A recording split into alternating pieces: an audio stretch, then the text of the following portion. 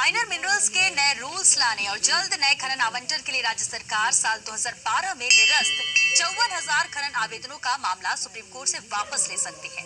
ये सभी आवेदन खनन नीति 2011 के तहत पहले आओ पहले पाओ के फॉर्मूले से किए गए थे, जिनके निरस्त होने पर आवेदक सुप्रीम कोर्ट चले गए थे।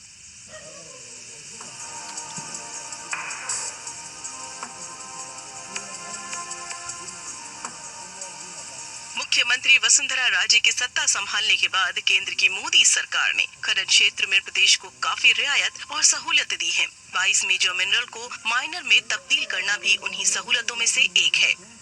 इससे राज्य में खनन राजस्व बढ़ा है और खनन क्षेत्र का दायरा भी।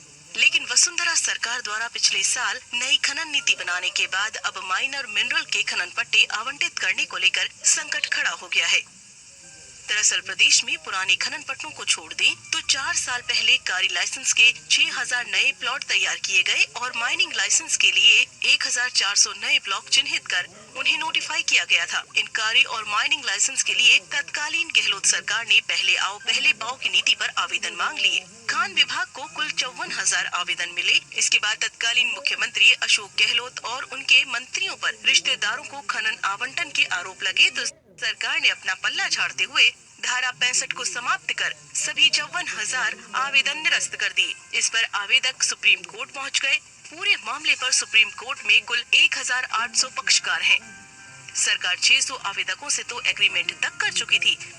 अब चूंकि नई खनन नीति आ गई है और सरकार को माइनर मिनरल के लिए आवंटन करने हैं, ऐसे में सरकार के पास नए खनन प्लॉट बचे ही नहीं हैं। इसी को देखते हुए पिछले दिनों मुख्यमंत्री वसुंधरा राजे की खान मंत्री राजकुमार रिणवा, मुख्य सचिव ओपी मीणा, खान सचिव अपर्णा अरोड़ा सहित अन्य अधिकारियों से चर्चा हुई।